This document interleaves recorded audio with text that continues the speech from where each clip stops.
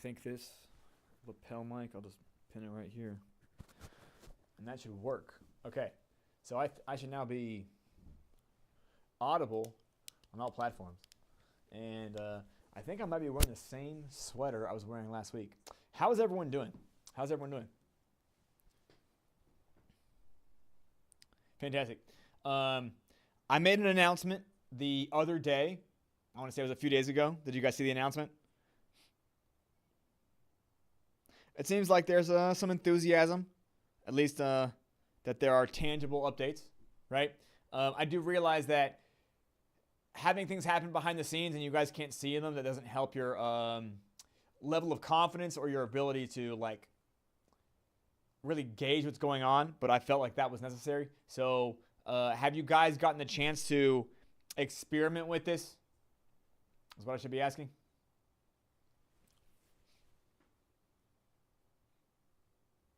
Yeah. Whisper, Pega, you guys, Javery, Abolito. Anybody else?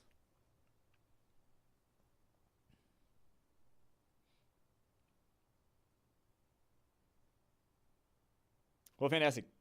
Fantastic.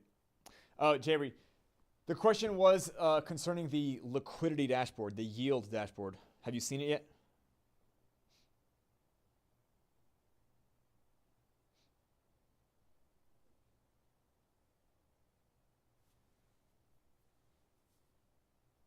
Yep. So there was an announcement posted. I don't know if you saw the announcement, Javery. It was a screenshot of the yield dashboard.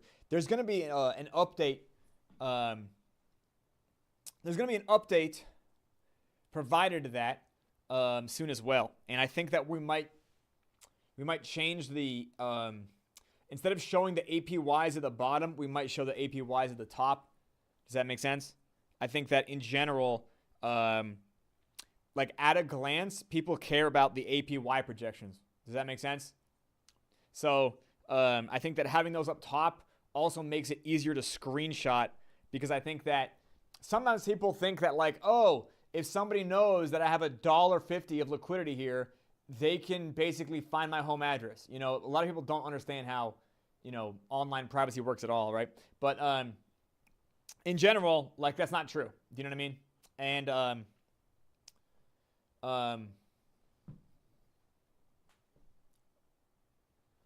trying to stay center here on the camera.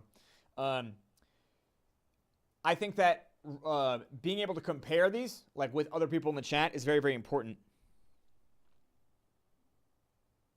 Okay, an issue with the microphone.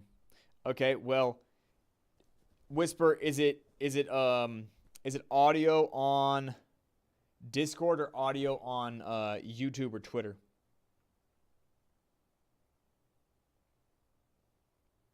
Oh, the Discord audio is coming unevenly? Oh, there's an echo. Okay, I'll try to drop.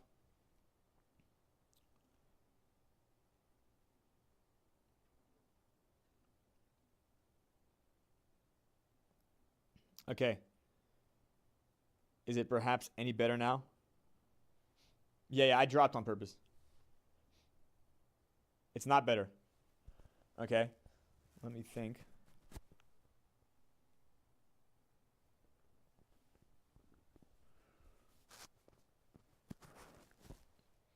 Okay. What about now? Is it noticeably different? There's still echo? It's worse? Oh, I know what's happening.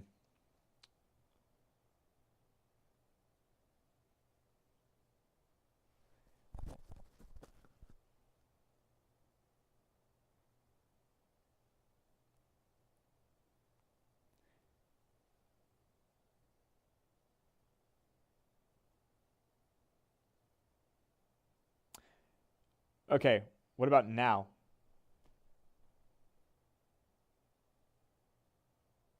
What about now?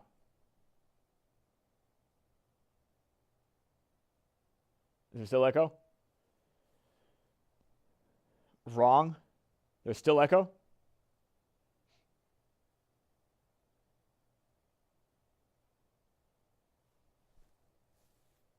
No improvement. Okay, you know what this might be? This might be something related to the fact that iPhones have updated a whole bunch of their software recently, and um, maybe that's what's causing this. Like I can let me see. Okay.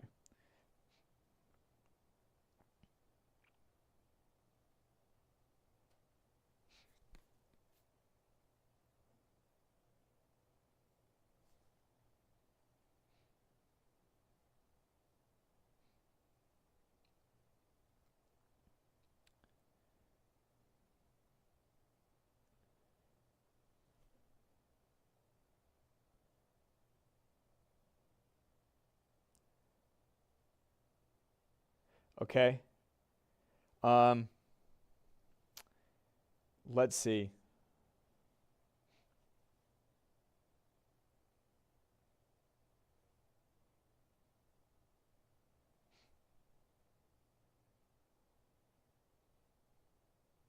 Okay, Javery, that's good. That's good feedback. Can you guys still hear me? Okay. That's still good feedback because the devs can look into that. Why that wouldn't work? Yep.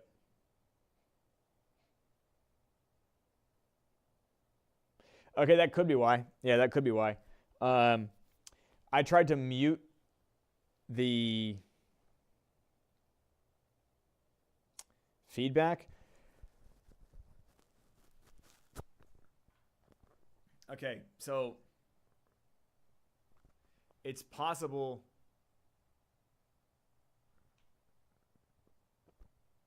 It's not bad. Okay, I'll be honest. The set that we're building here continues to get worked on, and it's still not in its final. It's not in its final form. I'm just trying to actually kind of like get into the habit of doing this myself, but I think I'm gonna rebuild the configuration. I think it's because the way if these two microphones are too near each other, I think maybe there's interference there. Um, but I don't know. Actually, it does show that it's picking up, so maybe it's fine. Okay, so this is fine. So this is still not what I would consider like the final version. Um,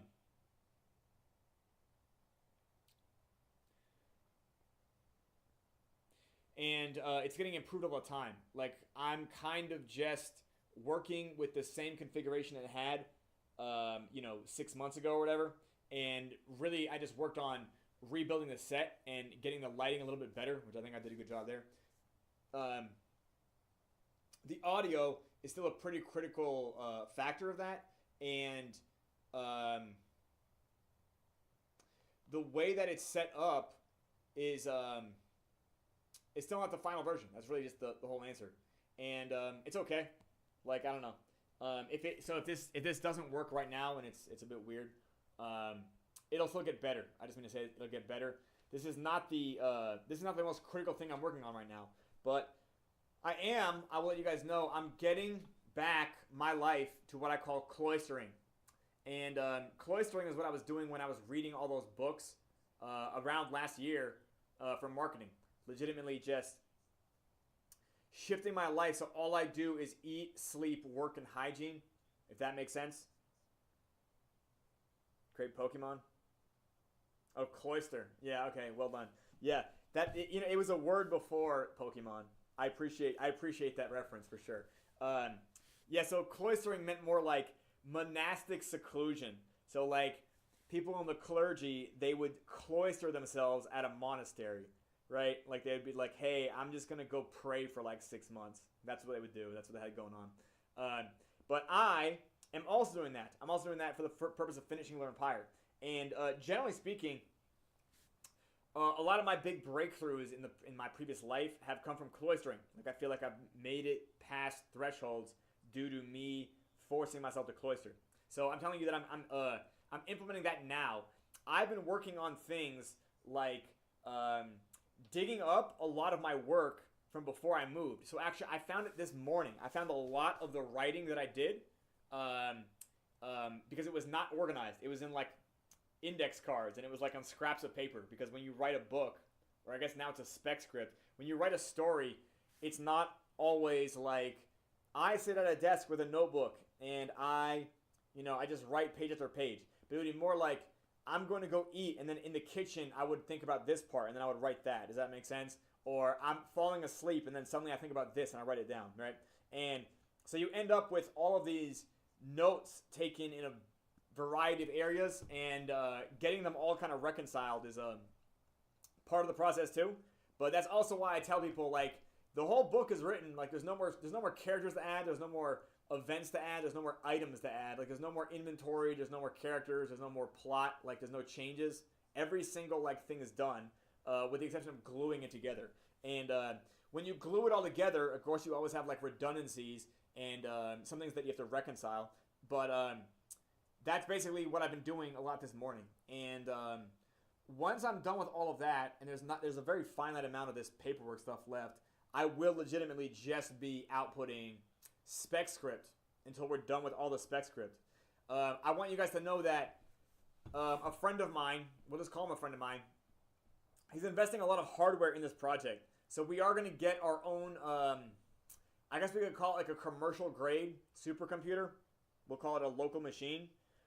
It is going to be like a server cabinet, and it's going to have 64 to 128 gigabytes of VRAM. So it's going to have a shit ton of VRAM. And this is the type of computer where you need to have like ventilation set up for it. Does that make sense? Like this computer runs hot. So it's exciting. I plan on providing photography of that process because this is the computer that we're going to use for running a Phantom node and doing all the artwork, doing all the generative stuff. It also allows us to do more experimental stuff on the path of creating decentralized credit scores, because having your own local machine makes it a lot easier to parse blockchain data. I hope that makes sense to you guys.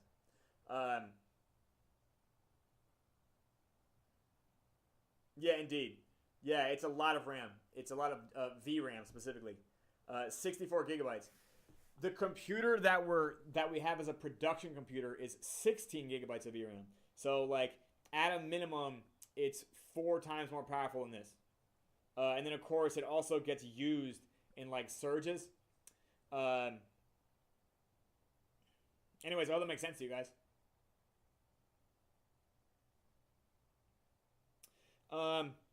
Okay, so I talked in depth. I made a report. I don't know if you guys know about this, about the AI bubble.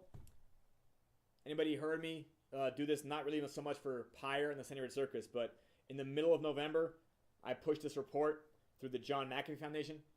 Are you guys aware of this?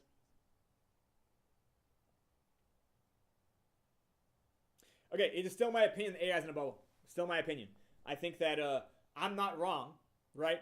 I think that perhaps, there is new developments in being as fake as possible, but like legitimately, I think that we're still months away from like a bank becoming insolvent and then like a whole bunch of bad things fucking happening. I listened to Jensen Huang on the Joe Rogan Experiment. I think it was like yesterday morning or like a few days ago. I don't know. And I know that he's obviously on there. Like they're timing it as kind of like, these are the big guns that we need to keep making it happen, so the market doesn't crash. Do you guys get what I'm saying? Like, I don't want to sound like a total conspiracy theorist, but I think it's very, very plausible that the Trump administration specifically got Joe Rogan to interview Jensen Huang in order to keep the stock market looking like it's not bleeding out of its eyeballs. Does that make sense to you guys?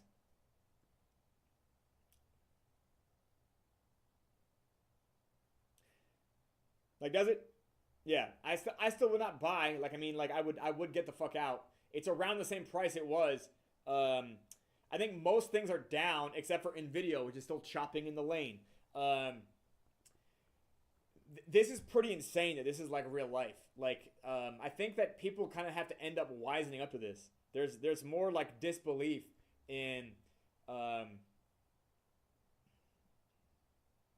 There's more disbelief in like government optics than ever before, like at least in my generation.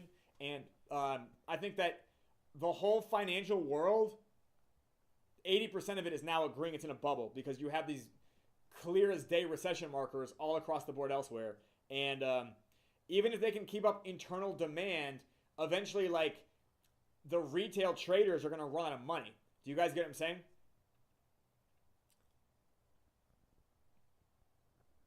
Like, if you assume that, like, if you assume 50% of trades are, like, losing, do you guys get what I'm saying? And, like, the person with the most skills is continuing to win. Do you guys get what I'm saying? Like, institutional money. Then eventually institutional money will be the only people that are going to continue putting money into that.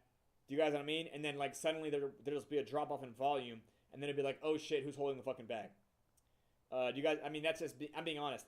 It's also valued, by the way, NVIDIA is also valued at 30x multiplier.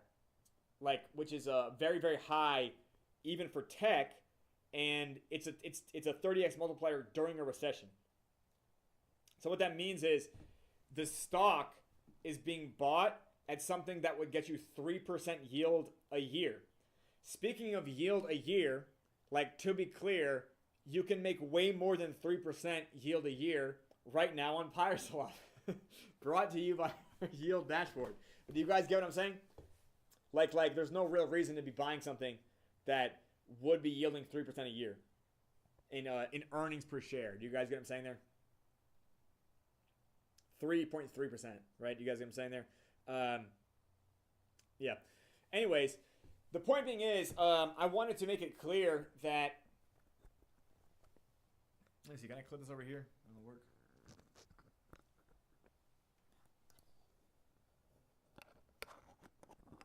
Does that still pick me up? Okay. All right. Maybe it's a little bit quieter over here, but also I'm getting this lavalier. It seems to be working. Anyways, okay. Do I sound quieter on Twitter or YouTube? Can anybody check real quick? Because if I can keep the lavalier perched here while I do this stream, that's great to know. At least that it's not, like, ruining the experience of this. I think when I record, I have to have it, like, 6 inches away from my jaw, but okay. So anyways, yeah, I did double check my math, and yeah, AI is still in a bubble. It isn't bullish news if the United States of America are now faking its economy. Do you guys know what I mean? Like, you know, if anything, the United States of America is supposed to be this, like, economic powerhouse of a country, and it should not ever feel embarrassed, even on red candle days. Yeah, you know what I mean? Yeah, so what I mean to say is, like, yeah, even though NVIDIA hasn't fucking crashed its face off yet, it seems like it's mostly still chopping in the lane, and I think it's legitimately being orchestrated, which kind of means that they're now running NVIDIA like it's a fucking meme coin. Yeah, Jabry, for real, yeah. I will say this,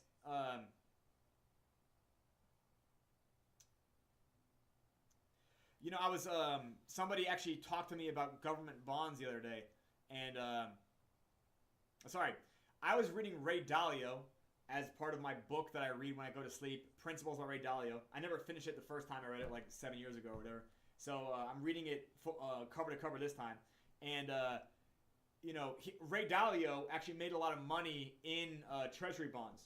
Like, I don't know if you guys know this, but when you can kind of predict the decision that Jerome Powell is going to make. Yeah, in its own way, Jeffrey, I agree with that. Like, I intend to make this our welcome mat, as it were. But when interest rates change at the Fed, theoretically, this should make the price of bonds swing quite a bit. If bonds are kind of like becoming numb to this, that really indicates like a very, very unhealthy economy. I hope it makes sense.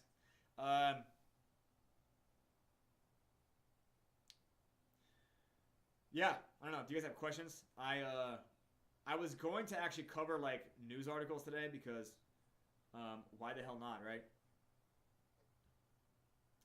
And it just talks about like Sam Altman is doing this. Then you have Larry Ellison has now bought Paramount.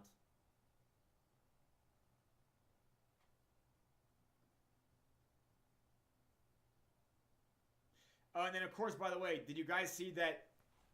Yeah. Did you guys see that Donald Trump just now opened the NVIDIA to be sold to China. Did you guys hear that? Yeah. So do you guys remember that? Do you guys remember that? In fact, hang on. Can I put this phone right here in a little hold? Do you guys remember that game show? And I think it's still around, called like Who Wants to Be a Millionaire?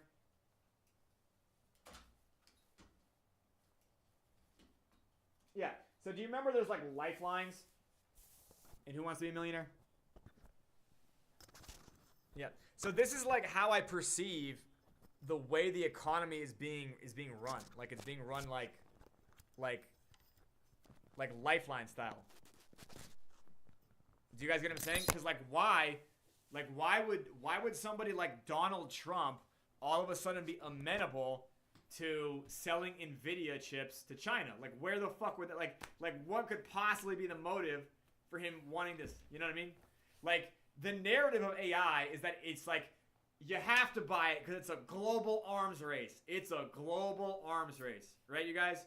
It's like, okay, well then we're now selling Nvidia to China. And by the way, at least in the United States, the narrative, the idea is that China is our rival country right now. Like the number one rival. If that would you, okay, those of you who are American on here, I know you guys, I know there's a few Americans. If you were to be asked that point blank, like what's the number one geopolitical rival to the United States right now? What country would you say it is? Canada? Get the fuck out of here. I'm joking. Nobody said that. Well, you know what, Jeffrey? I understand that the U.S. Government is now the biggest holder in Bitcoin, which is kind of weird because it almost implies that the U.S. government is also buying Bitcoin because they're scared that Bitcoin crashing could cause AI to crash. Do you guys remember what I talked about? How people end up selling things in profit to offset losses? Yeah, and BlackRock, by the way, kind of like co-invests with the government. Yeah, it's very, very, very bizarre stuff. I'll say that. Oh, there's a few things I could post here in the chat. I always have cool infographics, right? All right, so this right here, this is something. So you can see there that there is this surge in retail money marketing. So right, this one right here, the first one here, 2.23 trillion in October 2025. Do you guys understand the relevance of 2.23 trillion in retail money? That means that basically means anybody who's not institutional. So we're all retail, by the way. Until the Senor Circus is considered institutional, we're all retail. Does that make sense? Okay, so it's 2.23 trillion. Do you guys see that right there?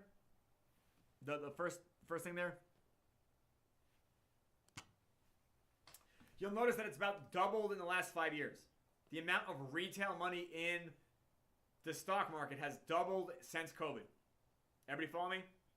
Okay, would you guys also believe that the number of dollars in circulation, like the actual money that's circulated, is about 2.3 trillion. Does that make sense? Javery, yeah, a lot of institutions I think are already shorting or getting out. But do you guys get what I'm saying? Like the amount of US money, like retail money in the stock market is also equivalent to the amount of dollars in circulation. Like it's very close now. Meaning if you took all the money in circulation, at some point, it had to go through once to get into the stock market. Do you guys get what I'm saying there? Yeah. Yeah, Jerry, it is weird. Yeah, it's weird. Because you got to think about, the liquidity. You know what I mean? Do you know what I mean? Now, you got to think about this, Jerry. The stock market, the pricing is on a curve just like on a DEX. So it doesn't mean that $2.3 trillion of valuation is the same as $2.3 trillion fed into it. Do you guys get what I'm saying?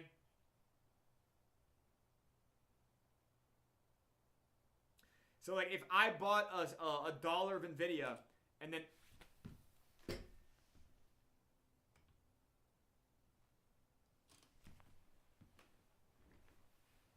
okay, save the day. Can you guys see me? All right. We're gonna get a better camera here eventually too.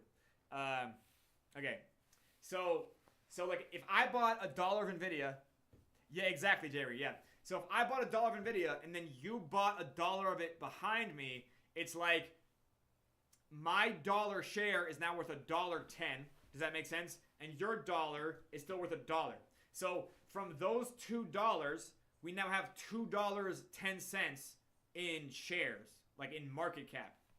Do you get what I'm saying there?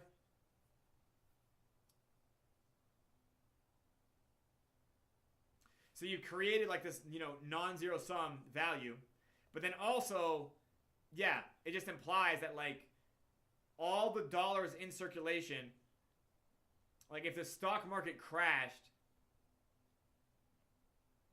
yeah, it is sketchy. It's just sketchy that those numbers are the same. Whatever. But like again, that also means, Jeffrey, when we talk about money in circulation, we're also talking about the money that like private banks are creating through fractional lending. Do you get what I'm saying there? So like all of this, like the majority of money that's created is like fractional extensions. It's extended from private banks.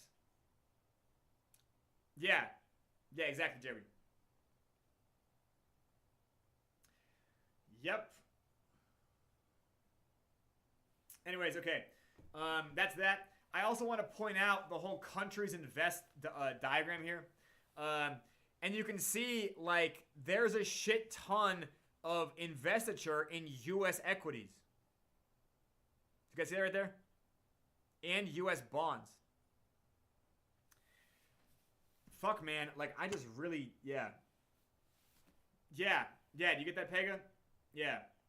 Because, like, it's not... You know what I learned recently, Pega? The word calculus in Latin actually means using small stones to calculate. Because, like, calx literally means small pebble. So, you have to learn, like, thinking about, like, dust and accumulation and stochastic processes.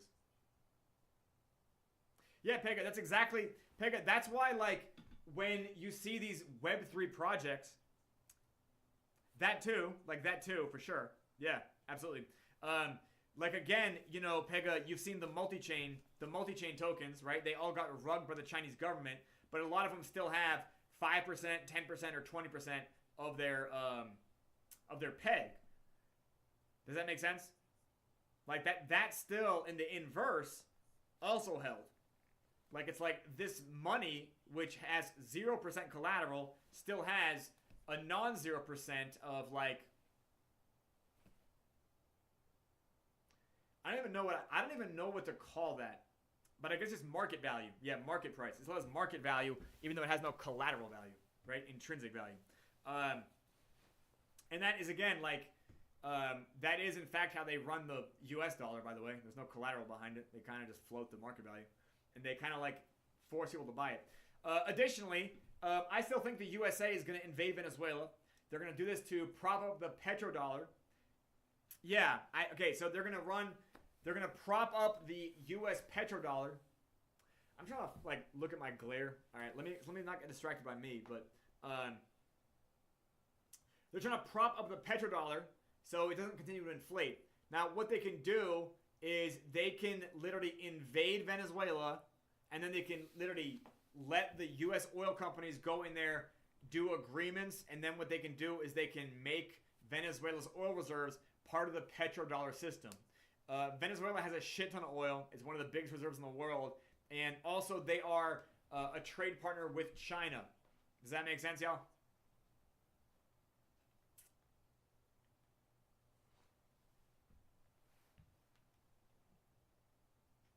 Yeah, Jay, I've been watching that as well. They're going to continue doing this stimulus. They went from hard dovish to hard hawkish. Like now they're going to start raising rates. I don't think Japan has any idea what it's doing. Like I don't know what the fuck they're doing at all. Like I actually described it. I was talking about this with a friend of mine, an economics friend, and I said what the Japanese central bank is doing is like autoerotic asphyxiation. You guys know what I mean? Where like, remember that dude Carradine? He was choking himself with a belt while he was jacking off and he died from a heart attack. Yeah, it's the monetary finance version of that.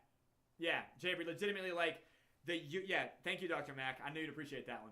Yeah, literally, the Bank of Japan, sorry, the Japanese government, we'll just put it all in the same group. The Japanese government is, I think, authorizing $180 billion of stimulus, meaning they're just gonna like give out $180 billion of stimulus. To look at the size of that, remember, in America, there's $2.3 trillion in total money. So, like, you gotta wonder, like, a $180 billion stimulus package, Japan has a population of like 70 million. I have to assume that they are maybe like a quarter the size, like as an economy, because they're about a quarter the size of the population, right? I actually did not look that up. Does anybody want to look that up? That'd be great. So then when you think about 180 billion, well, that would be almost 10% the size of American circulation, right? So then if you say that we're 4 times the size of it, is that Japan increasing its money by 40%? Do you guys get what I'm saying? Like, is Japan increasing the amount of dollars in like the amount of dollar value in a stimulus package by 40% of their circulating money? Do you guys get what I'm saying? Yeah, because like it's 100. Like, you know what? Let's look it up. Let's look it up. You know what? I do miss the fact. I do miss when I didn't have when I had the laptops here. Let's see. Okay, let's see. Japan GDP.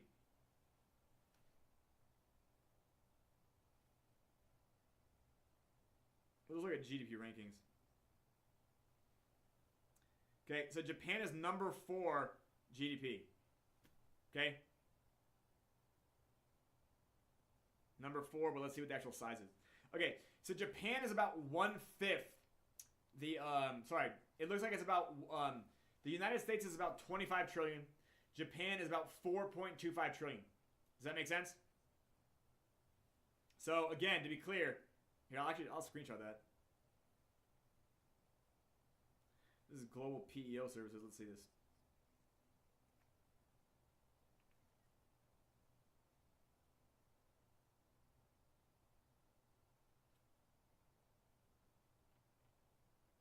All right, here's my source.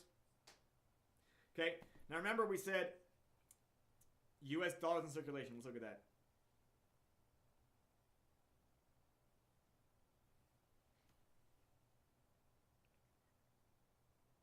Okay, this is from Y charts. So I'm just going to show you guys these numbers right here. All right, so if you look up U.S. dollars in circulation, 2.429 trillion, okay, which is up from last week. So they're printing money a shit ton. I mean, I don't know, that's still like is that 2 billion? Okay, never mind, I didn't want to think about this.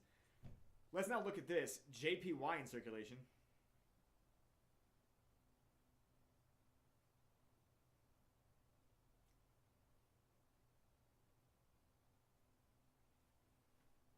Okay. Now this is again 110 trillion, but you got to remember that this is a trillion yen, not trillion dollars. So we got to convert.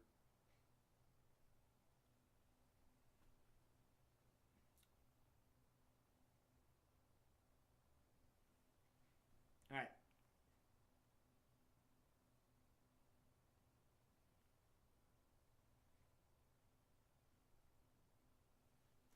Don't you guys love finance math? Doesn't this just riveting? Okay, so Japanese yen is literally less than 1% of a dollar. It is a 64 hundredths of 1%. Okay, so when we say 110.8 trillion, let me think about this. 110. Damn, dude. Okay. I gotta now use my, calculator app on my phone and think about, okay, 110 trillion. So that's 110,000, 110 million, 110 billion. Now I gotta put my phone sideways. 110 trillion. And then I'm gonna multiply that, right, by 0.0064. Okay, so that's $704 billion. Okay, let me take a screenshot of this.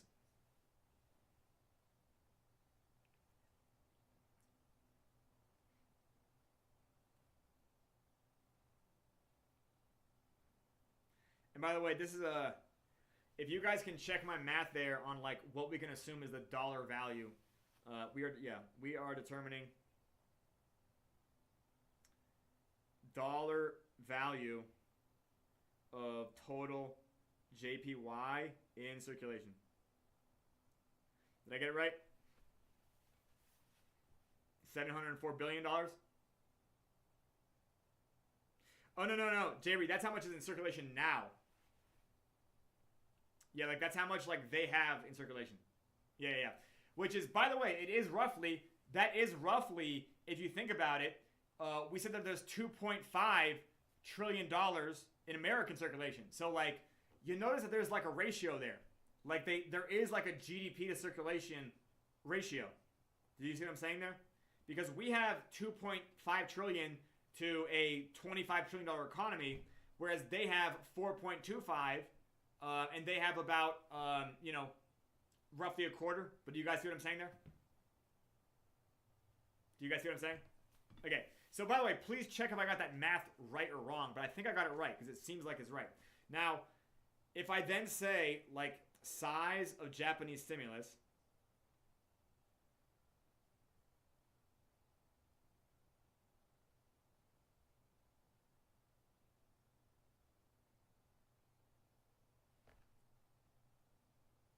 okay, here you go. Yeah, I'm just gonna. Sometimes these tangents we go on just make me feel nauseated. Okay, 135 billion.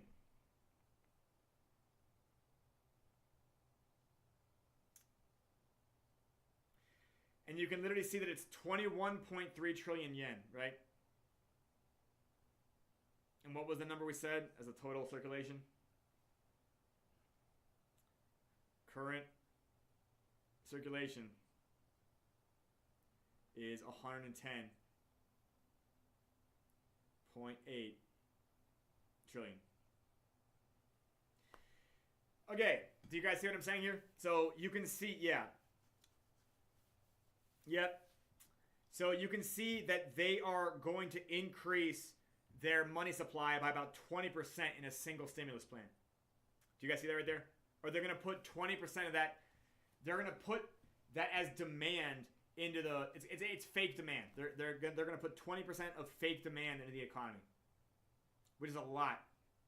That's a lot, dude.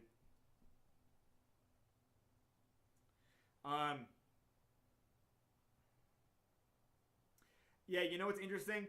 I was actually continuing to think about, did I talk to you guys about the Brazilian real against the Japanese yen? All right, anyways, Brazil is one of the most hawkish central banks right now, aside from Turkey. Turkey's also very hawkish because Turkey is coming from, several years of high record inflation. Japan is now going to raise its rates, but like they were going to do a stimulus plan while also having like a 1% rate. They were the one of the most dovish central banks in the in all the G20 basically. Do you guys get what I'm saying? They had like a 1% interest rate, and then they were going to now they're going to do 20. They're going to increase they're doing a stimulus plan that's worth 20% of the money in circulation. Yeah, like this, fuck, man. To really think about it over time, you have to think about like how much growth. You have to think about the rate of circulation. Does that make sense? So you have to think about like per year how much money circulates. Do you guys get what I'm saying? And if the GDP doesn't like grow in the same ratio, you have to circulate the money again. Do you guys get what I'm saying? And like every time the money circulates and GDP growth doesn't like catch up ahead of it, you're still going to have inflation. So you always have like the most inflation like the first year, and then you have like a tapering amount of inflation. But like it can just keep going up because inflation can fuck up other parts of the economy. Do you guys know what I mean? Anyways, okay, so Anyways, yeah. Do you guys get what I'm saying? That like raising your rates while also increasing the amount of money in circulation by 20% is like autoerotic asphyxiation, but for central banks. Do you guys not understand that metaphor? Like, it's just like, what the fuck are you doing? Like, you know what I mean? You're trying to like, yeah, you're trying to like discipline yourself while you're stimulating yourself. Do you guys get what I'm saying? That's the joke. Get it? Yeah, counterintuitive is a yeah, that was the joke, and that was yeah. Don't worry, one day, very soon, when I say this stuff, it'll immediately become a Fin meme. 5 refers to the Bank of Japan's policies as the autoerotic asphyxiation of central banking. Now, that's a good headline, dude. Yeah, the world needs to hear that shit. Do you know what I mean? Because, like, when you say stuff like that, that's what fucking gets the, you know what I mean? That's the memorable part. Like, if you guys remember anything about this stream, it's me talking about the Bank of Japan and comparing their monetary policy to autoerotic asphyxiation. Okay? Like, that's probably the thing you should remember. But other than that, PYRESWAP has a yield dashboard, which is in its version 1. I would call it version 0.9. We're going to keep rolling updates out for it because I want to actually show you guys, and I don't know if this feature's on there yet, you should be able to see how much demand your liquidity puts on Pyre Phantom in the future. Does that make sense?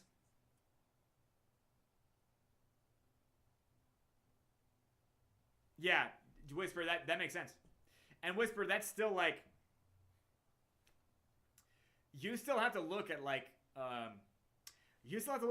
COVID specifically. Because like the majority of inflation comes from COVID. Do you guys know what I mean? So like, you know, the last 10 years, if you're looking at like 2016, 2017, it's let's just say they pale in comparison. Do you guys see what I'm saying there?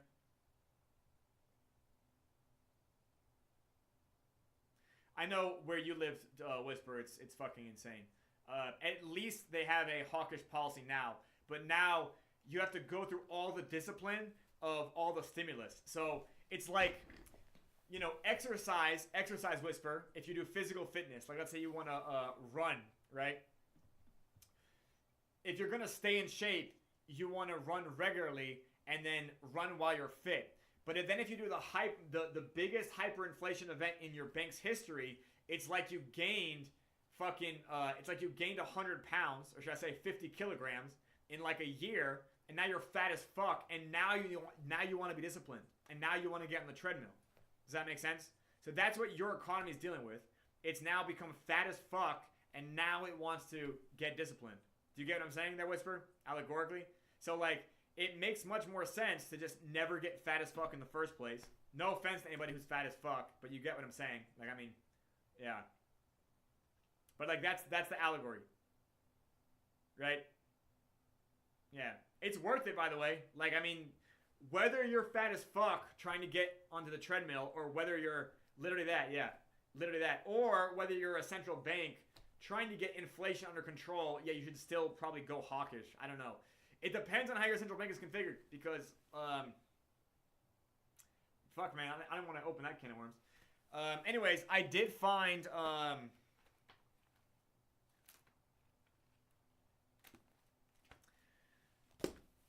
okay, other than the stuff that I announced, yeah, like, everything's pretty bullish right now. Like, I think that things are lining up.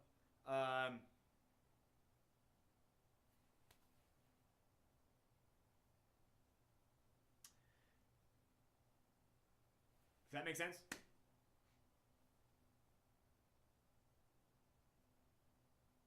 No, Javery, I bet he's going to lower rates. Yeah, I think he'll lower rates. In fact, yeah, I think everybody says he's going to lower rates, right?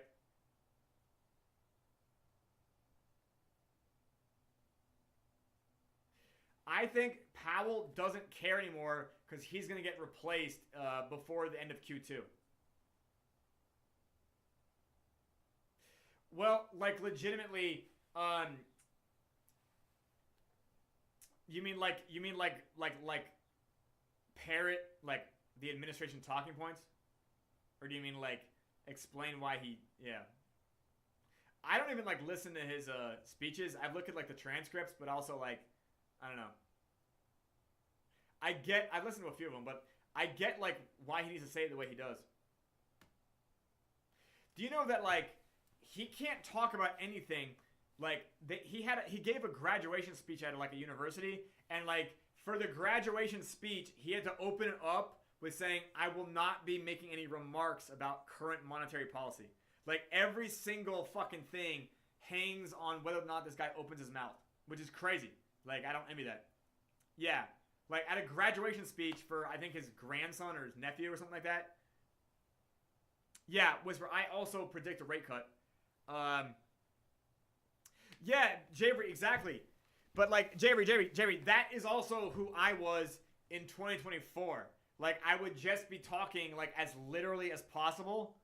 You know what I mean? Because you want to say accurate things, but then you realize that people respond emotionally. Do you get what I'm saying? Which is why we have to now write a screenplay, right? Learn Pyre, you know all about that. Yeah, so like in the future, when I have to like make announcements, I'll be a lot more rehearsed for sure.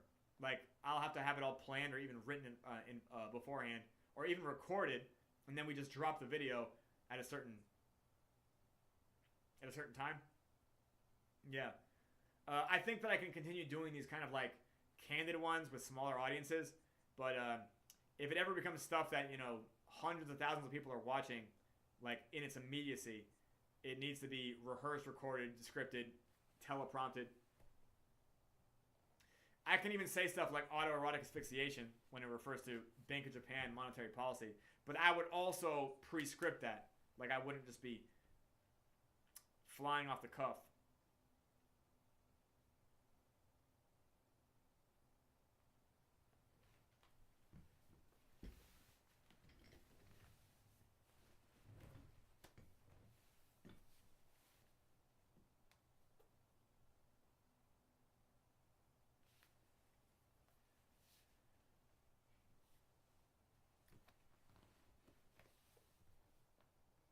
Indeed, Jerry. Yeah, I should be in a throne room or something, and then with a whiteboard next to it. That would be great, actually. In fact, yeah, I'm manifesting that right now.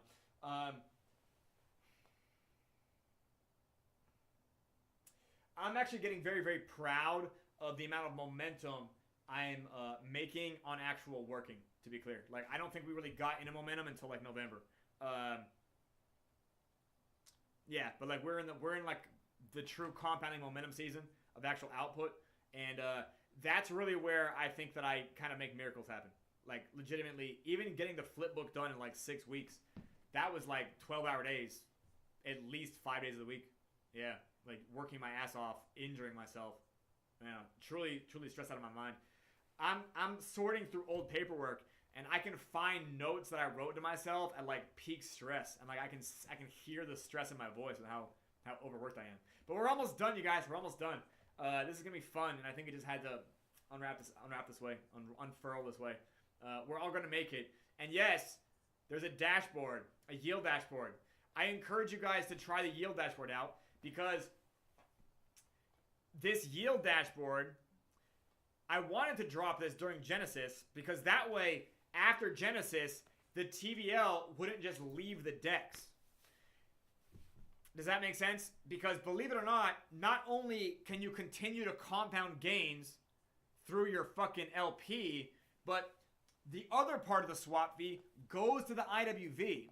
So your LP actually projects demand on Pyre Phantom. Did you guys know this? So the next upgrade to the yield dashboard is actually going to have a line there, and it's going to say projected demand on Pyre Phantom. And it's going to show you a dollar amount that your LP is actually putting on Pyre Phantom over a 365-day projection. Does that make sense? It will when you see it. It is, Jeffrey, it is. So, like, for instance, we were calculating this the other day, and there's lots of, like, random LPs that the... Can you guys hear me, or am I muted?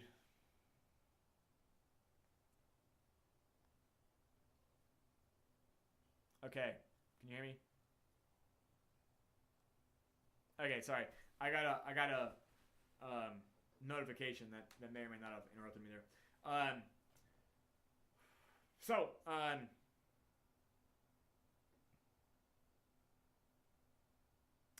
I should get like a Wi-Fi phone that like has no actual phone. All right, never mind. Okay, maybe that's what I'll use this one for when I upgrade.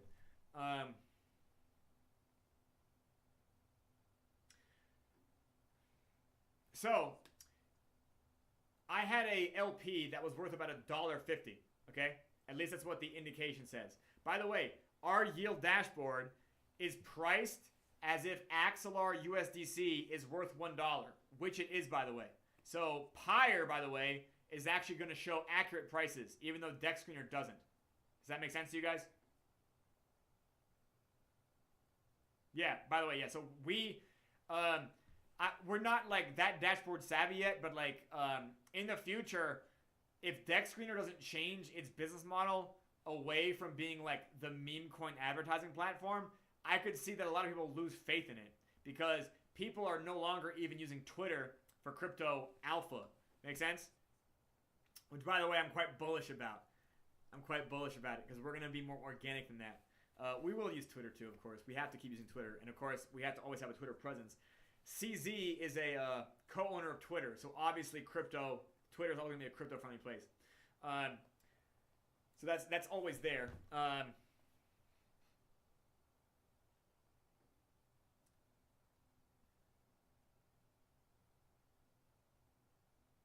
Anyways, so $1.50, and I don't remember what the LP was, but $1.50 was putting more than $1 of projected demand on Pyre Phantom per year. Does that make sense? Like a lot of these yields, how do I describe this? Like had the TVL that was here during Genesis never left the decks after Genesis, we would already be at peg. Does that make sense to you guys?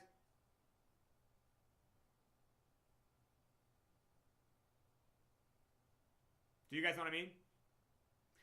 Yeah, let me write that down actually. We had like we had 500K. I'll just stay right here now. I won't really write it down on any whiteboard. I won't move that around, but I'll explain this. We had 500K TVL at some point, right? Do you guys remember this?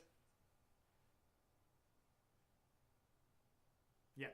Now, about the way that our project is ratioed, it's like 60% is Phantom, and then you have 20 and 20 for AVAX and BNB. Make sense to you guys? Therefore, yeah, it was like in the first few weeks, Jeffrey. It was like that high before the V1 got bricked.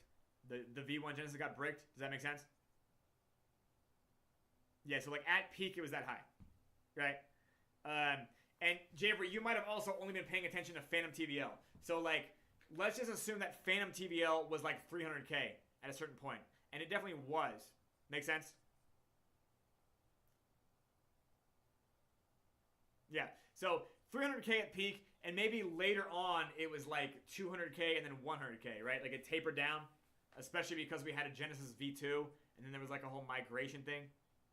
Do you guys remember this? Okay. So, point being is, certain LPs are making over 50% a year in yield. Does that make sense to you guys?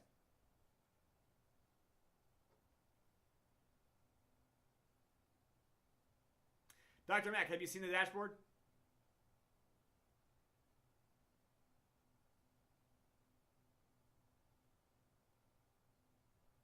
Okay, so you also have seen, like at least have you seen on your end that you see positions that maybe in the most bullish projection sometimes are making over 50% on the year? Like they don't always do that, right? Some of them are like 5%, 20%, 30%, 15%. And of course that's a projection too, so it varies. But that's why we show the trailing 7-day and 14-day projections. Do you understand why we're doing that?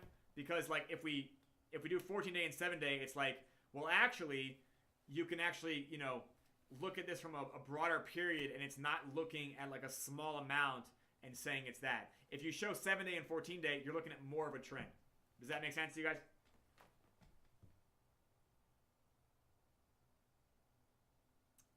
It does? Can you hear me?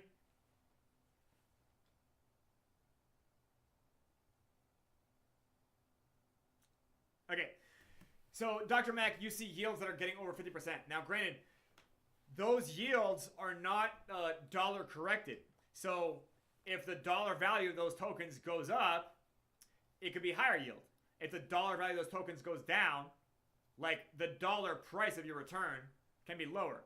Those yields in percentages are assuming that like where the price is today, that's like how you think about it. Does that like that's the part that it's counterintuitive, which is why in the future we're gonna add like more things to this dashboard.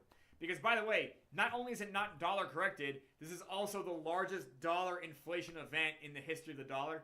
Do you guys know what I mean? We have like multiple levels of correction theoretically that we would look at, right? So we're looking at yeah, there you go. Yeah, that's one. You also see that 888%. Yeah. Yep. Okay. So do you guys see that right there?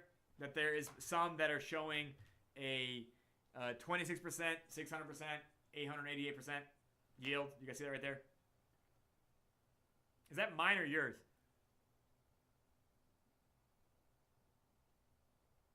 Okay. Right. The point being is,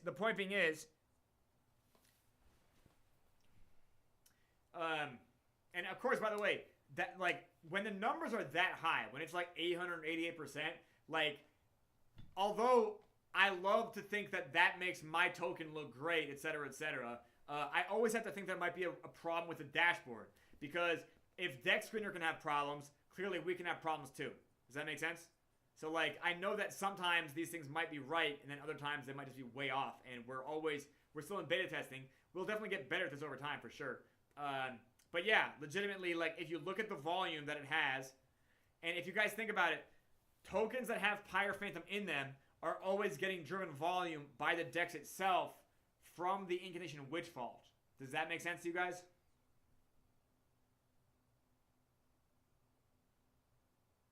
Now, by the way, what's great about all that APY that is showing for Dr. Mac is that also implies that the liquidity could get 8 times deeper in a year by volume alone. Does that make sense? Well, actually, that's not the same. That is not the same equation.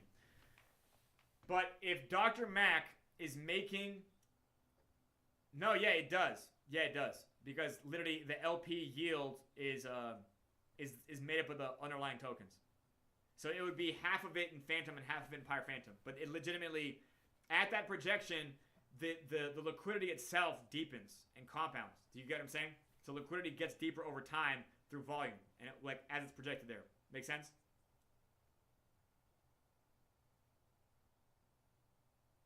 Which is why, by the way, you don't need to have a Genesis to deepen liquidity. Do you guys know what I mean? Like what you like? Yeah. Lesson learned, but like we're gonna use dashboards from here on out. We don't need to have fucking a Genesis ever again.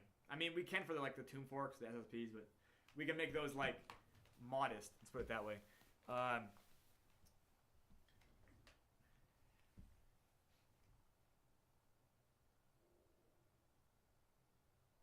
Like the dashboard, you mean?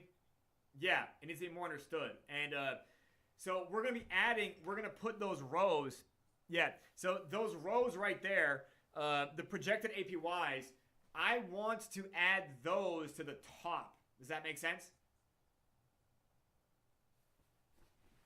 Like, so what I mean is I'm going to move those 3 rows to the top, then probably put like a little separator, and then put LP share like as a secondary thing underneath it. Does that make sense to y'all?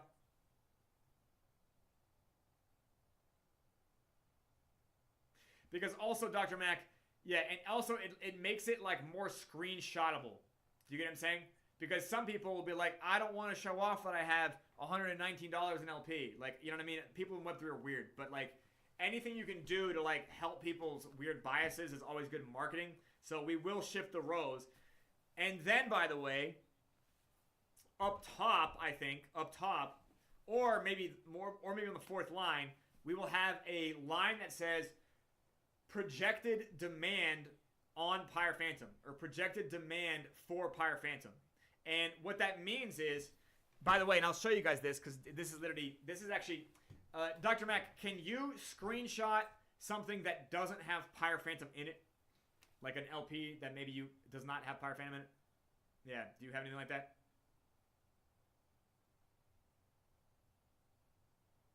Yep, because Pyre Phantom is buying from itself, so it's a little bit, the equation's a little bit weirder for that one because it's buying itself from itself, and it's kind of a feedback loop there, but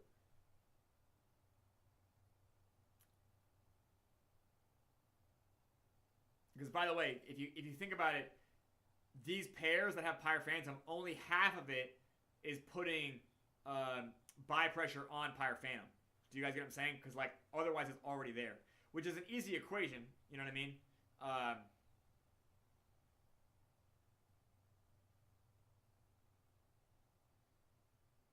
And if you think about the yield being so high, 888%, I'm not really crying. You know what I mean? Like that's still amazingly high.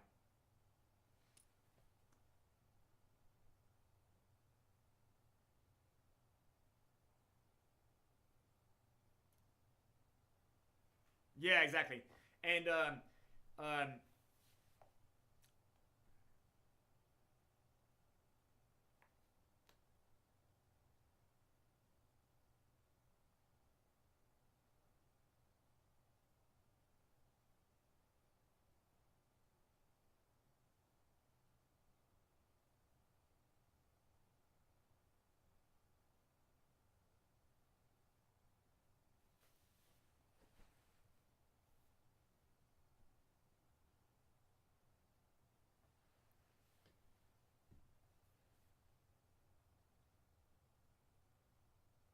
yeah, that's actually amazing. Like if the numbers on that, okay, no worries. Dr. Mac, that's fine. Let me see if I have.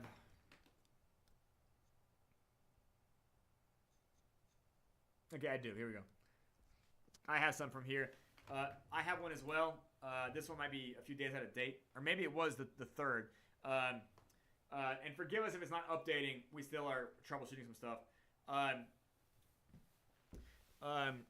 But if you think about it, that there's an 888% yield on Pyre Phantom, while Pyre Phantom is going up because you know it's deflating. You know what I mean? Like it's burning and buying. Yeah, that's an insane return. That's an insane return. I can't even, like, inconceivable. But let's now talk about the projected APYs off of Phantom Ethereum. Do you guys see that pair that I posted there in general chat? Who am I talking to still today? Okay, I'm still talking to. All right. You guys see it? All right. So if we average the two, and let's say that it's 33%, okay? So we're going to look at the middle one. I think that the projection is always going to use the large one to be bullish, but if we're looking at 33%, and that is $1.79, right? You see that right there? So if we round it to $1.80 and we say 33% is 33%, what that means is that $1.80 is putting 60 cents per year of buy pressure on Pyre Phantom. It's putting demand on Pyre Phantom. Do you guys get what I'm saying?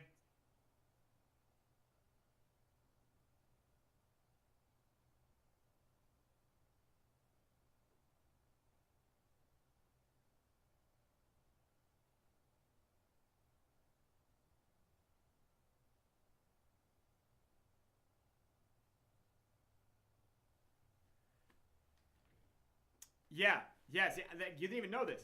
Like, yeah, so Javery, the DEX collects. Oh, it's it's because it's calculated out of the swap fees. Yeah, so this is again stuff that I thought everybody knew, and like I realized nobody knows this stuff, and that's why I have this dashboard. So like, the money for fucking Pyre Phantom is basically consolidated swap fees. So the DEX collects swap fees consolidates them all into Pyre Phantom. When it does that, yeah. Thank you, Dr. Mac. I think the dashboard will be even better than the diagram.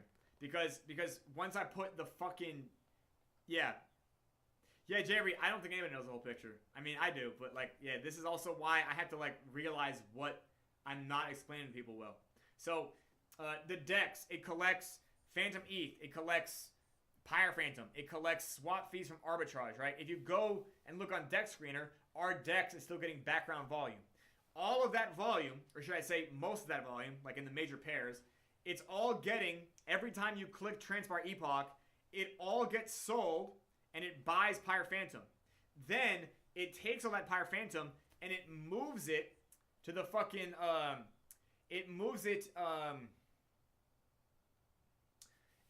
to the pending position, which is actually the Mead contract. Does that make sense? Before it gets sent to the IWV next epoch. Does that make sense?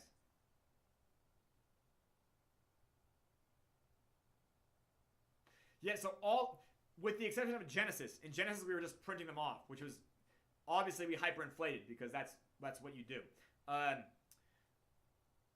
So, what that means, again, Javery, it's actually impossible, indeed. Yeah, it's impossible, like Japan's about to, yeah. It's impossible for us to even give incants if we're not buying Pyre Phantom to get it in the first place. Does that make sense? We're not minting it. Yeah, we're not like, we were during Genesis. But like, we have to buy Pyre Phantom. So the point being is, the Phantom Ethereum right there, this is with a very high swap fee. We have a 0.7% swap fee. It actually makes our fucking volume lower than it would naturally be. We actually handicap ourselves here. We won't do that forever, but we do now. Okay. Half of that swap fee goes to the LPer. Does that make sense? And the other half, and actually it's not like split directly down the middle, but rather half of all of the swap fees get divided to then get sent to the IWV. So they get portioned off, they get withdrawn, they all get sold through Pyre Phantom to become Pyre Phantom, and then it gets shot putted over to actually be given away in the IWV. Making sense?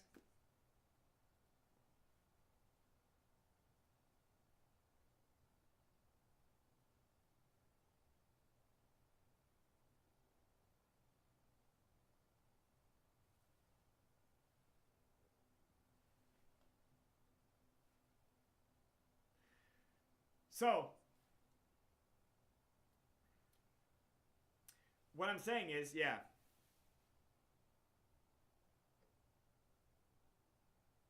Oh, Javery.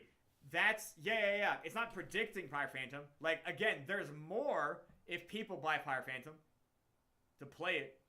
But yeah, no. That LP itself is, in fact, taking half the yield, which, by the way, that APY is half the swap fees.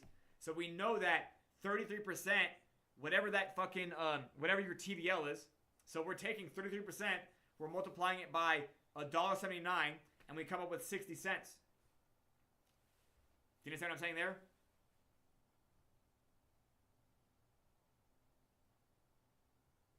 Okay.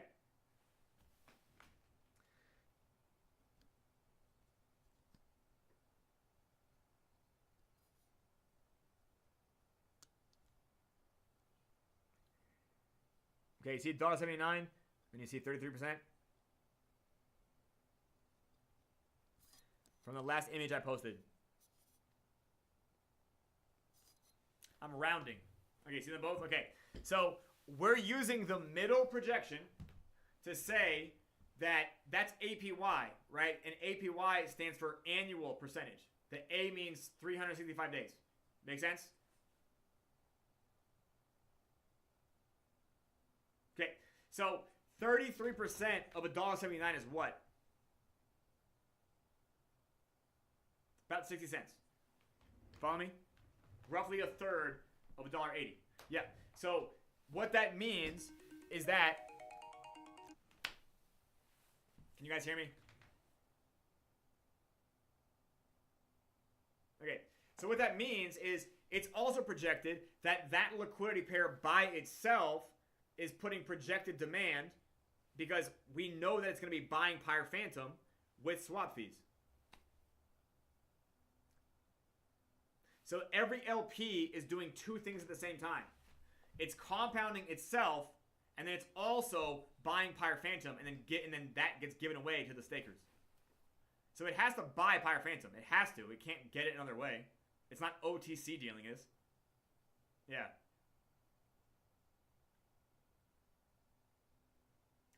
So the point being is, Javery, if we had this dashboard, and we also had, I don't know, 6 figures in TVL on the DEX. Yeah, whatever. Yeah, yeah, but you get what I'm saying. If we had 6 figures in TVL on the DEX, legitimately, it would have bought us up to peg by now. And to be honest, like, even if it only bought us halfway, that dashboard being visible and allowing the user base to draw the conclusions, you guys would have bought the rest. Do you guys get what I'm saying? Because all it takes is enough people to understand that there's a projected demand for them to want to get into position by buying Pyre Phantom. Do you know what's crazy is that, like, I understand every DApp like this, not just Pyre. Like, I understand how Trader Joe works. You know what I mean? Like, I just, like, anyways. Yeah, Jerry, 100%. Yeah. Like, legitimately, believe it or not, there was pushback on the dashboard. Like, the devs were like, I don't know why this is important. Yeah. And, like, yeah. They wanted to think more about what they were looking at, which is kind of funny. Because I'm like, I want the dashboard so I can show you what I'm looking at. Yeah. But anyways, yeah, Dr. Mac, I eventually got them to finally produce it.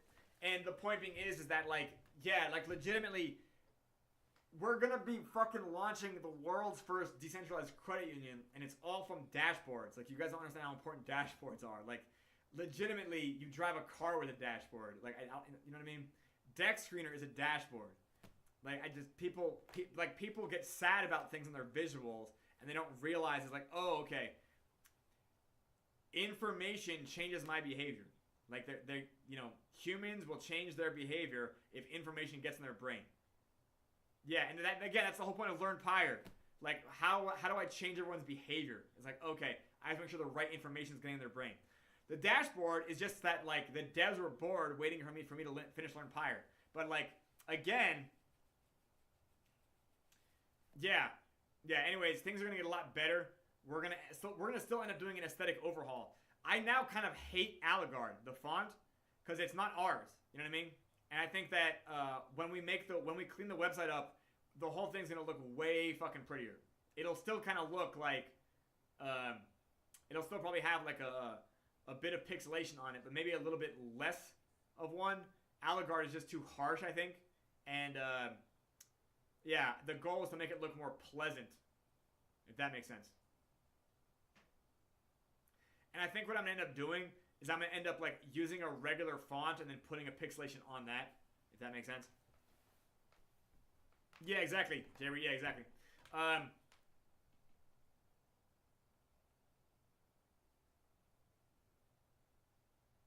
Anyways, yeah.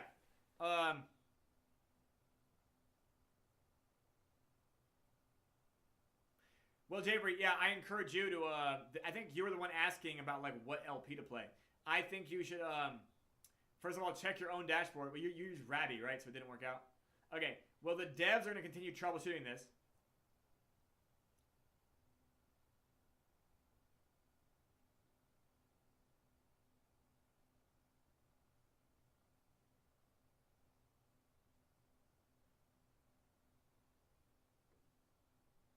Yeah, no worries.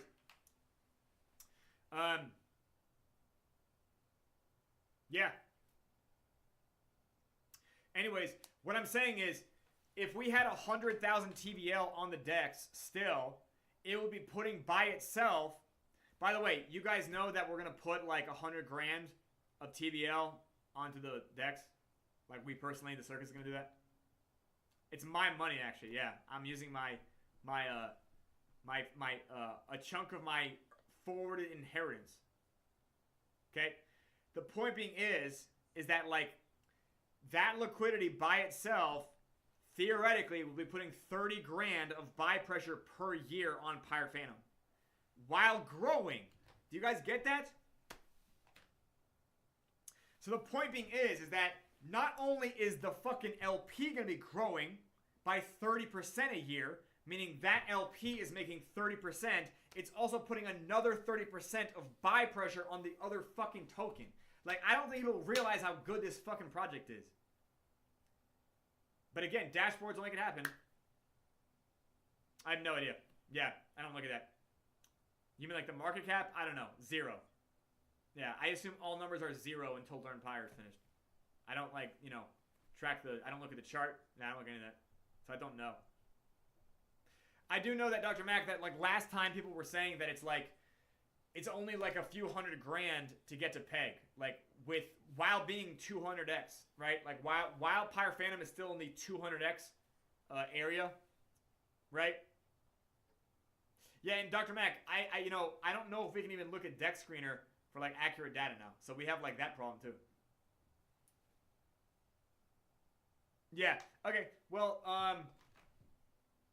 I would say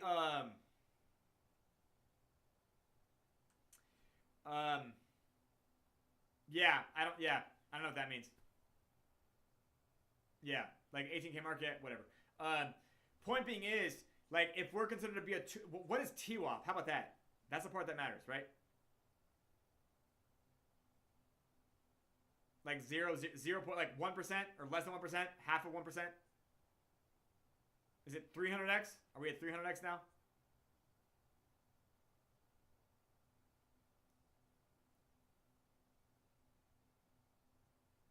Do you guys get what I'm saying? Like, okay, let's assume it's 200x. Like 200x is just so. What I mean is TWAP is the TWAP. I'm assuming TWAP is 0.01 or lower, right? So it's like, is it 0.01, 0.005, 0.003, 0.0025? If we're at 0.0025, that's 400x to peg, by the way. Yeah, exactly. Yeah, what is if you look, Jabri, at, does it say on the staking page? Like on the actual staking page of IWV?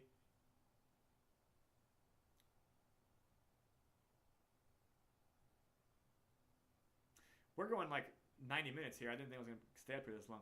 But I am having a good time.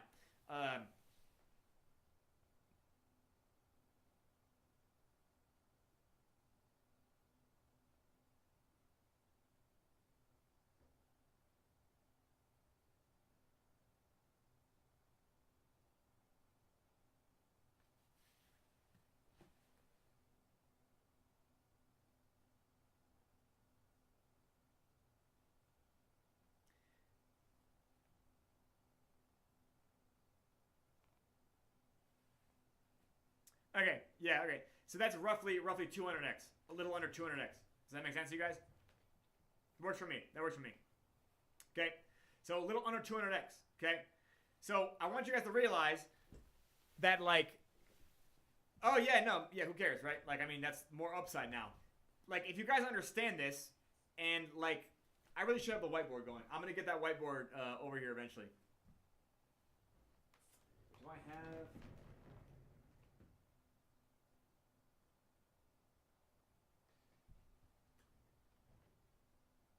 Okay, you know what? All right, hang on. I will get the whiteboard. 1 second. I will get the whiteboard. Just give me a moment.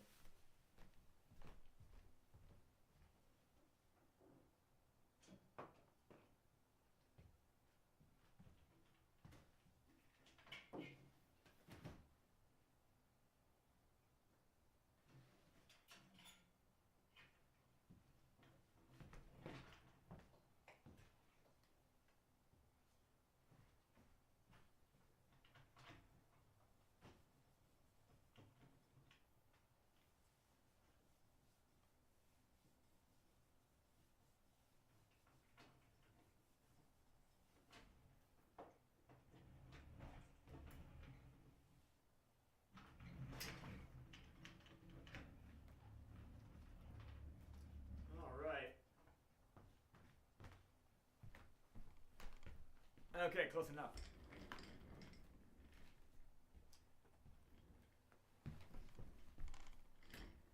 Okay, thank you, Jerry. You guys can see and hear me, more or less. I'm trying to get this glare off, but I guess it doesn't matter. Okay, that's good enough. Okay. So, let's say we have 100,000 TVL of Wrap Phantom against Ethereum. So,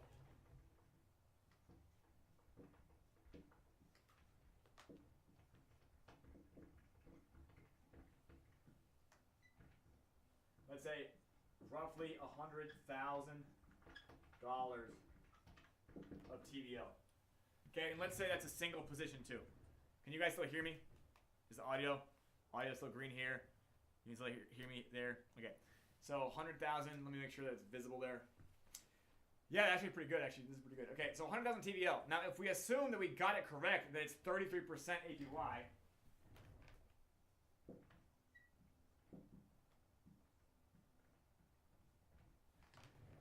what does that mean after, I'm talking to like 2 people now.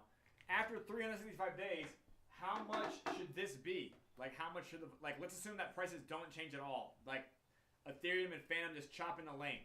So assuming prices are the same, how much LP do we now have in dollar value? Assuming no inflation for the year. I know, that's rough.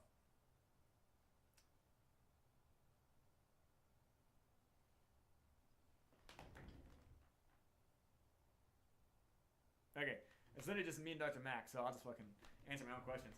Okay, it's $133,000, right? Assuming dollars are the same. So I'll write this in a more exciting color.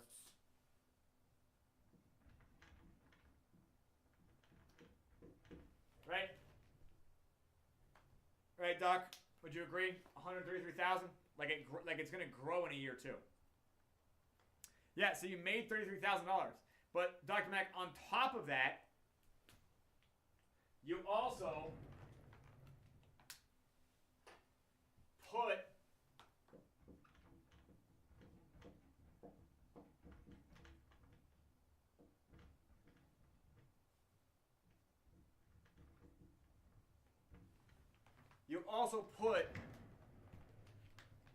$33,000 of demand on Pyre Phantom in that same year.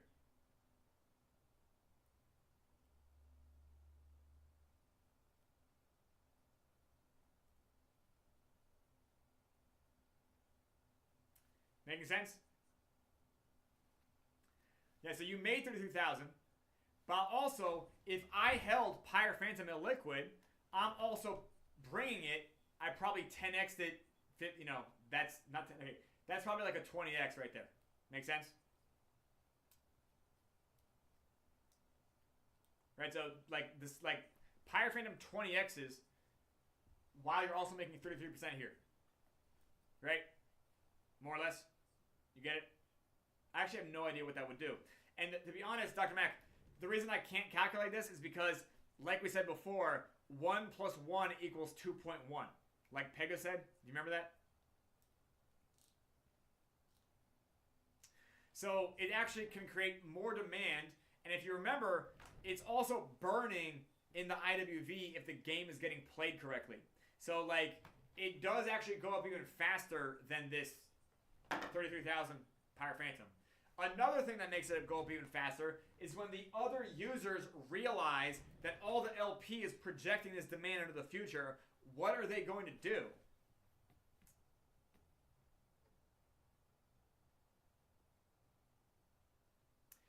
They're going to front run it, yeah.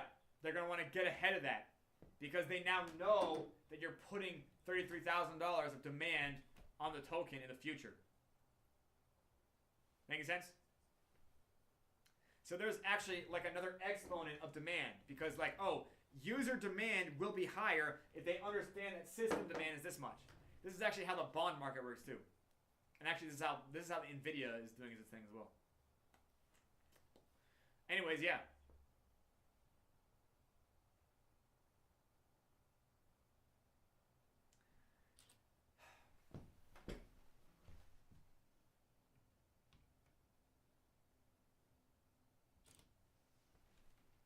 Sorry, yeah, the camera here shuts off. Yeah, again, yeah, people. But does that make sense? Yeah, but yeah, I'm serious. Like it took. It was like I'm very happy that we have this dashboard because through iterations of it, it'll only get better and cleaner and it'll make more sense. Do you guys get what I'm saying? Like every single time you can disseminate information into like the marketplace, that creates another exponent.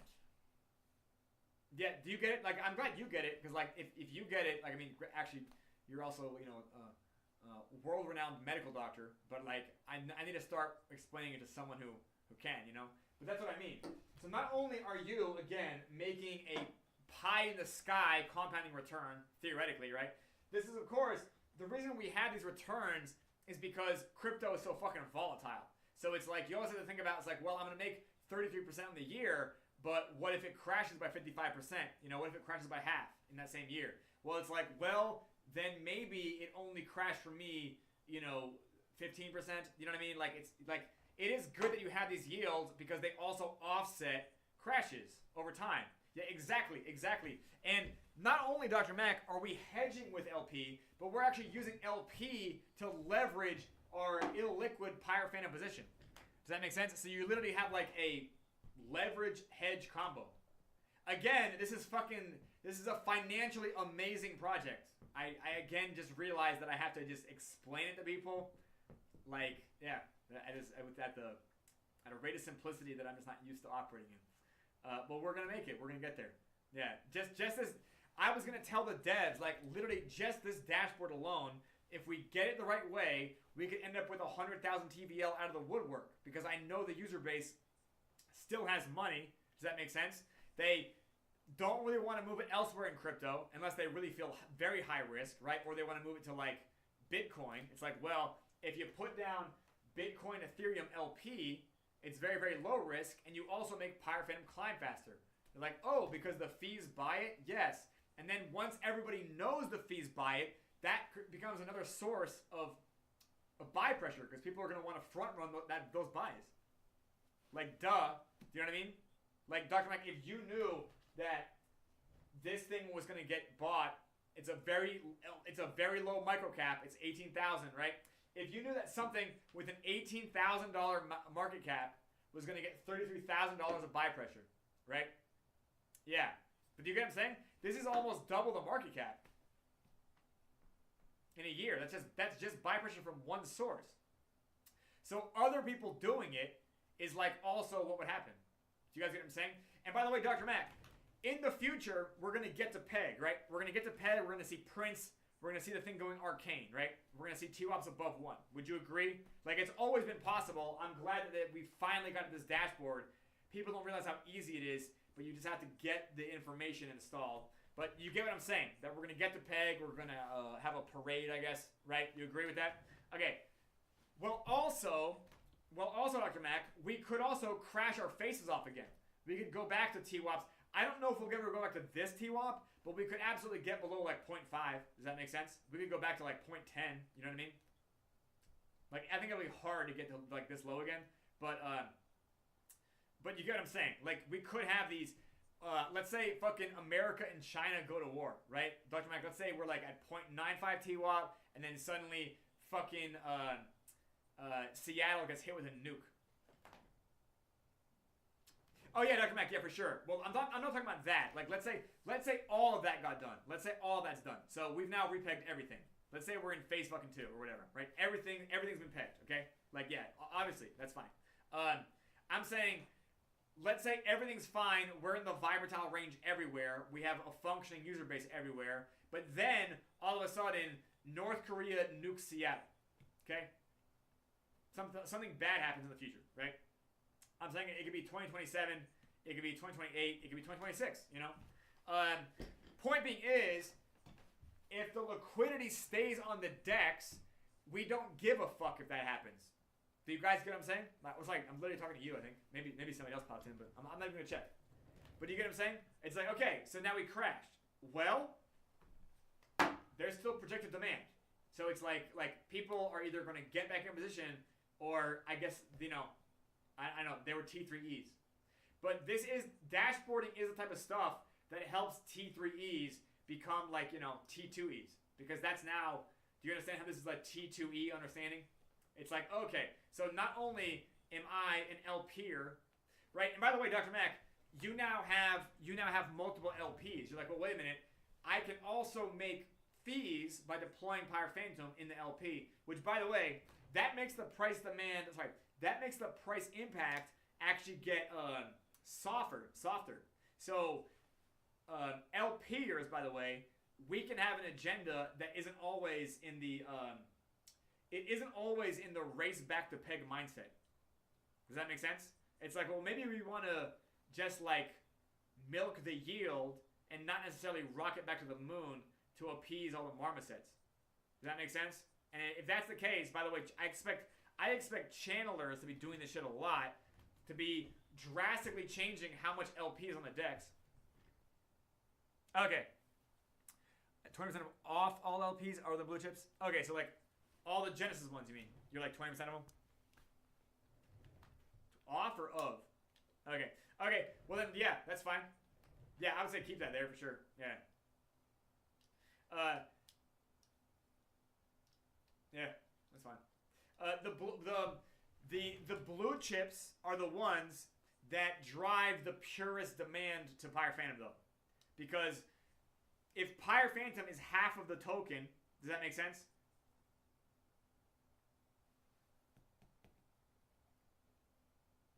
Okay, so yeah, like this has 33% because we're selling both Phantom and ETH for PyroPhantom. But if you have PyroPhantom against Phantom, right? I like the one you saw. I know it shows 888%, and I just don't know if that's true. But it might be higher because the liquidity is deeper, and of course the DEX does buy it itself. However, you now have to think that it's only going to put, like, I'll write that here. Why not? Right, let's just make this PyroPhantom.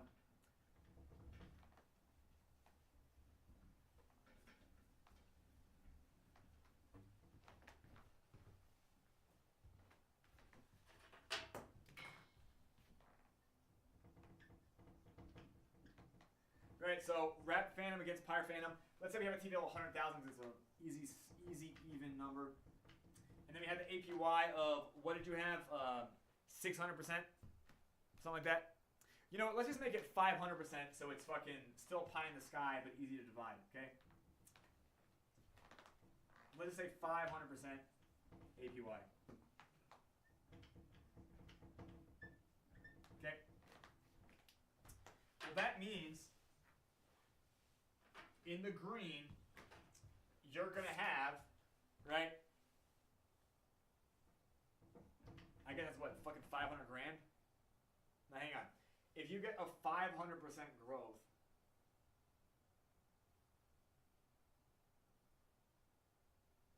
I guess that would be 600 grand, right? Yeah, 600 grand. Right?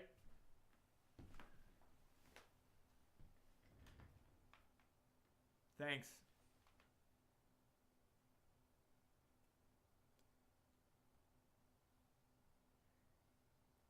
Yeah. I know you said 880 or whatever, but I'm just gonna make it 500%. Like, just it's still a very, very pie in the sky.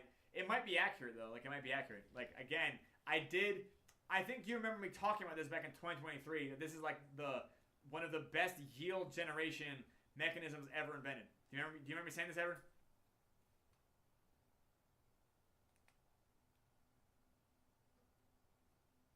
Yeah, like the passive income opportunities are very world class here. Probably the best in the world, right?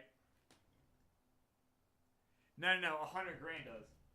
100 grand turns into 500 grand. Like, I'm just assuming it's 100 grand. Yeah, like 100 grand is an easy number to do math with. Okay, so 100 grand at 500%. Well, if you get a 100% gain, right? If you get a 100% gain, it's 200%. So I'm assuming that, like, if you mean as far as plus goes, you're gonna end up at 600%, $600. So sorry, $600,000. Okay, does that make sense? So that TVL, if you had 100 grand, it could go to 600 grand in a year. Make sense? Okay, so it's not like that right there is a plus 500. Does that make sense? So this is like a gain of like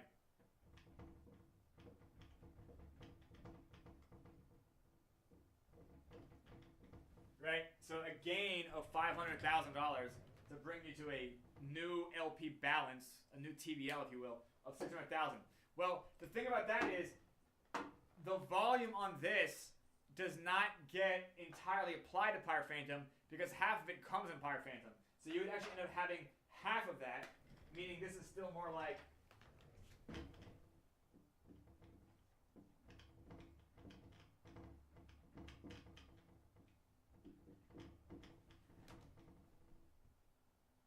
we can call this APD. Yeah. Actually, I don't think that's a good. I don't think it's a good acronym.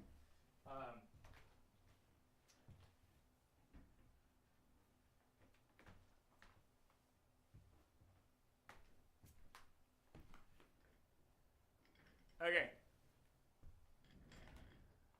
Are you continuing to write that there? I mean, maybe. Yeah. Yeah. Yeah. Yeah, like 126, go to $600, sure.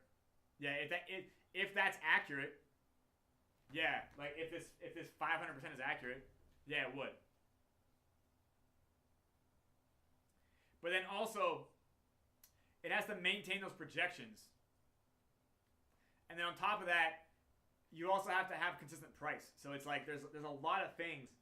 There's a lot of things this dashboard doesn't show because crypto is so volatile. On top of the fact that we are still in the dollar, we are in the highest inflation event for the dollar, you know, in history. So like, does that make sense? Right. Well, what I'm saying is, and I'm trying to describe this, that position right here, you're not gonna put all 500 grand on Pyre Phantom, but you're putting about 250 of it on there still. Does that make sense? Like you're putting $250,000 of projected demand in a year on Pyre Phantom. Again, talking about having 100 grand.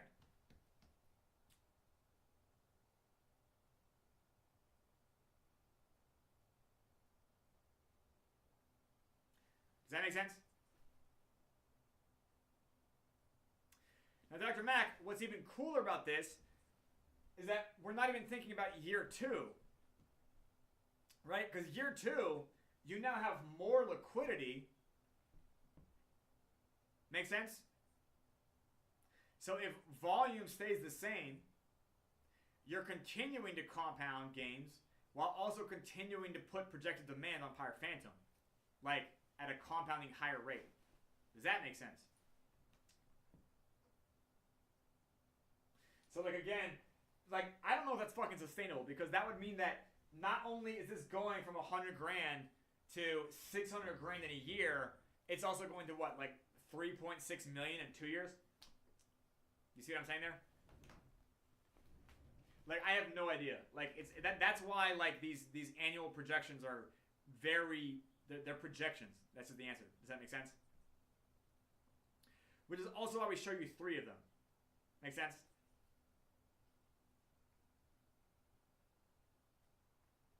And right now, I think that the epochs are stuck right now, so it might not be updated. But like, we'll get it there. I don't think 500% is like usual. Let's put it that way, or 888%. I think that might be bugs. But like, you can still end up with like realistically, like 10%, 30%, 60%, probably a few over 100. Make sense? Like some LPs, I think, will double a year per year. Some of them might triple if they're very, very exciting. And I mean like after getting to peg too. But the point being is that, yeah, you get what I'm saying. Okay, well, I hope that makes sense. All right, I'm going to wrap this up. Yeah, I don't think there's anything else to talk about.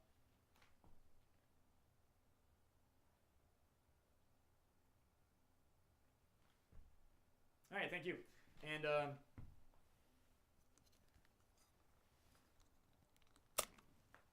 yeah, did I answer your questions? And like again, we are going to get the dashboard more functional you know, in general. We're going to get more functional, and we're going to allow later on for there to be more corrections. And in the future, by the way, we have the capacity to actually record projections too. So we might be able to do... yeah, we'll find out. Yeah, okay. All right, sounds good. All right, thanks, everybody. Really just Dr. Mac, I guess. Unless somebody else is here now.